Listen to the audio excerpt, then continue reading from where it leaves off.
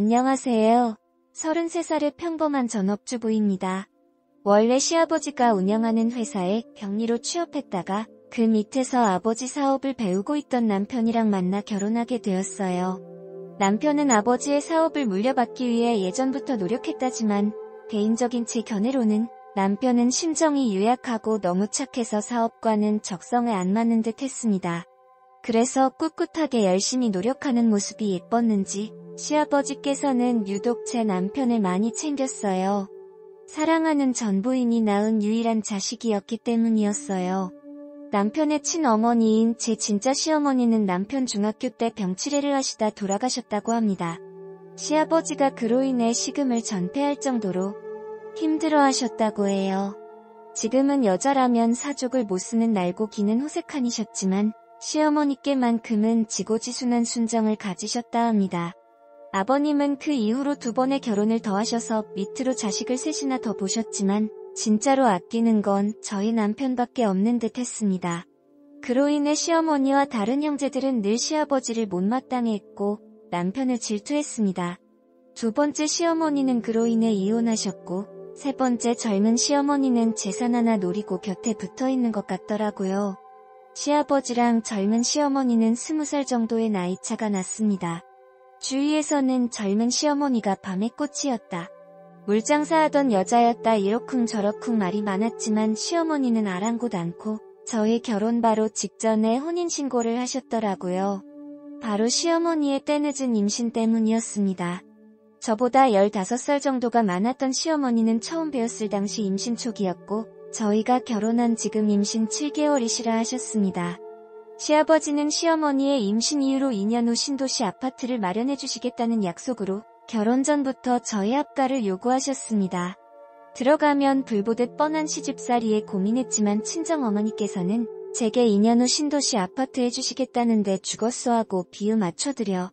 어차피 시아버지 내 남편을 가장 예뻐하신다며 뭐가 문제야.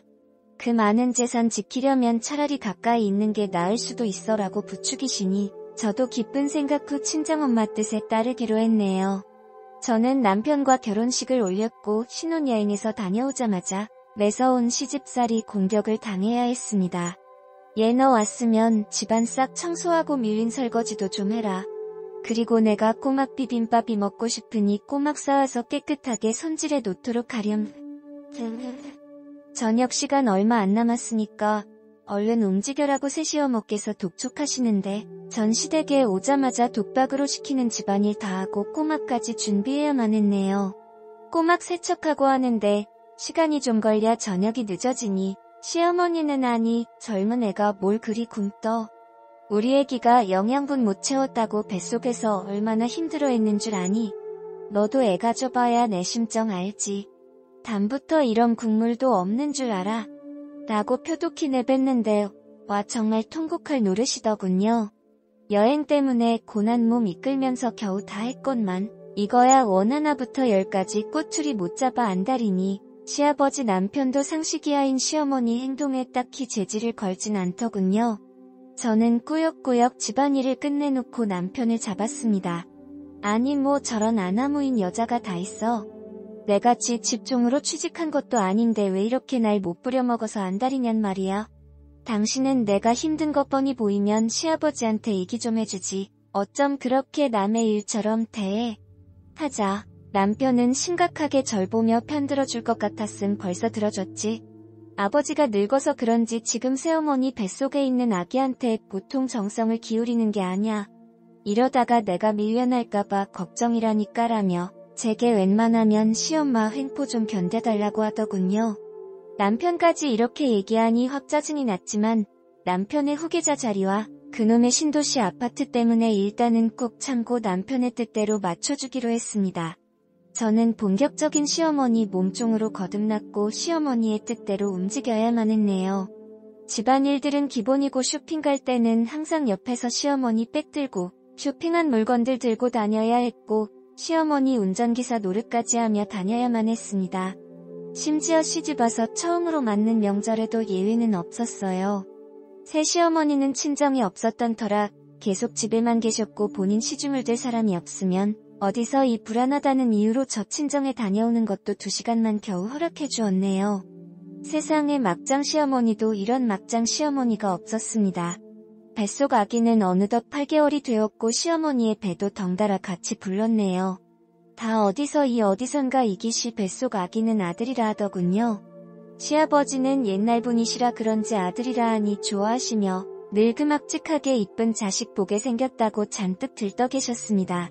제가 격리로 일했을 때 남편만 챙기던 시아버지와는 사뭇 태도가 다른 게 왜 남편이 불안해하고 있는지 알 것 같더군요. 그래봤자 태어나면 아기일 텐데 자식벌 같은 시동생이랑 후계자 다툼하는 것도 좀 웃기더라고요. 저는 아기보다는 여우 같던 시어머니가 더 걱정이었네요. 베갯머리 숭사라고 잠자리에서 시아버지한테 어떤 말로 구슬리는지 저희는 알 길이 없으니 하루하루 달라지던 시아버지 태도에 불안하기만 했습니다. 날이 갈수록 시아버지는 뱃속 아기를 챙겼고 전에 그저 그렇던 자식들과는 확연하게 다른 애정이었습니다. 그런데 예상치도 못한 일이 터지고 말았습니다. 가뜩이나 어려운 경기 탓에 사회가 뒤숭숭한 것까지 맞물려 시아버지의 사업은 큰 어려움을 맞게 되었어요. 거기다 시아버지께서 어음을 잘못 돌려막은 탓에 사업은 내리막길을 타 결국 시아버지 회사는 큰 타격을 입어 부도를 맞게 되었습니다. 그 충격으로 시아버지는 쓰러졌고 병원에 입원한 신세가 되고 말았어요. 시어머니는 믿었던 시아버지가 무너지자 인생 전부를 잃은 것처럼 슬퍼하더군요. 임산부 면역력 때문에 병원 출입을 못했던 시어머니는 매일매일 제게 전화해 시아버지의 병차도를 물어보았습니다. 시아버지의 병세는 생각보다 위중했네요. 가뜩이나 회사 일로도 감당하기 버거운데 시아버지까지 저런 모습이 되니 남편은 어찌할 바를 몰랐습니다.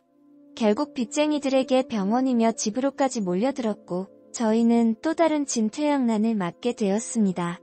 손쓸 줄 몰라 벙쪄있는 남편을 대신해 제가 회사 전반의 업무를 다시 확인하였고 여기저기 있었던 건물이며 땅이며 심지어 저희 살고 있는 집까지 못 지켜낼 것 같았습니다. 상황이 한참 심각해져 가고 있는데 엎친 데 덮친 격이라고 시어머니께서 갑자기 복통을 호소하시며 애가 나올 것 같다는 게 아니겠어요? 서둘러서 시어머니를 병원으로 모셨고 시어머니는 제왕절개를 시도하여 힘들게 아이를 낳았습니다. 시어머니는 시아버지 이름을 부르며 갓 태어난 아기를 안고 한참이나 우시더군요. 시어머니는 퇴원 후 조리원으로 옮겨 몸조리를 시작했습니다.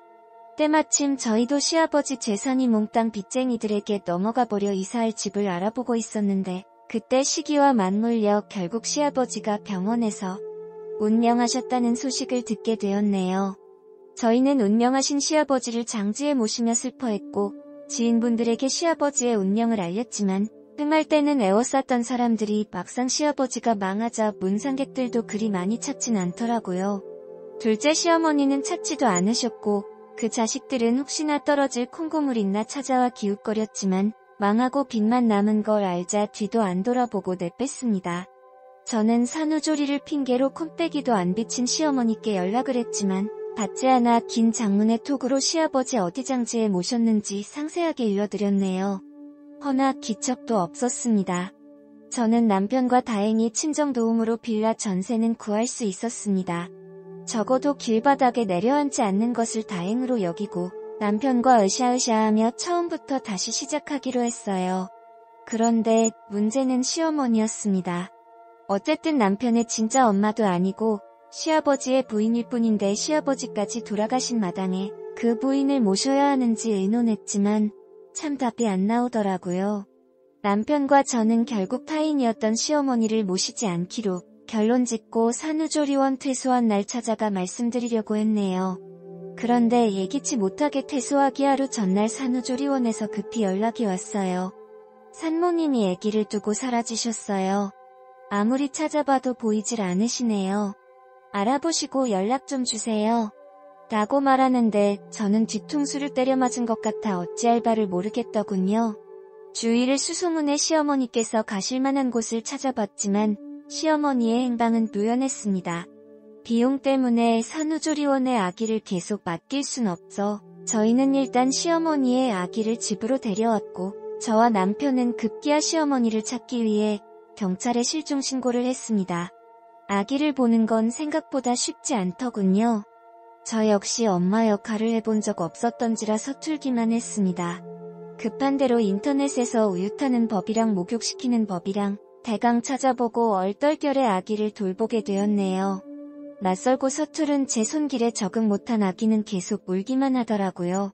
엄마한테 버림받은 걸 알았는지 뭘 해도 우는데 가슴이 답답해져 왔습니다. 허술한 남편만을 믿고 마냥 집에 있어 아기만을 볼 수 없었던 저는 일단 친정엄마에게 잠깐 맡기고 사라진 시어머니를 찾기 위해 노력했습니다. 백방으로 찾으려 애썼던 끝에 드디어 경찰에서 시어머니를 찾았다는 연락을 받았네요. 저와 남편은 아기를 안고 시어머니를 찾았다는 경찰서로 갔습니다.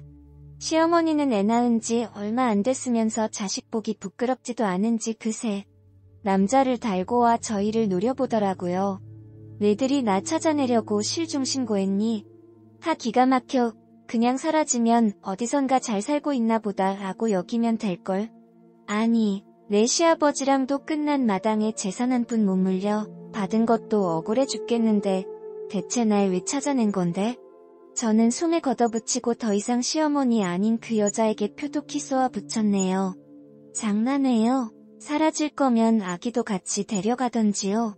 지금 아기 버리고 남자랑 같이 살겠다고 도망간 거냐고요. 이거 엄연히 영아 유기 및 방치예요. 아세요? 라고 하자 시어머니 적반하장으로 나오더군요.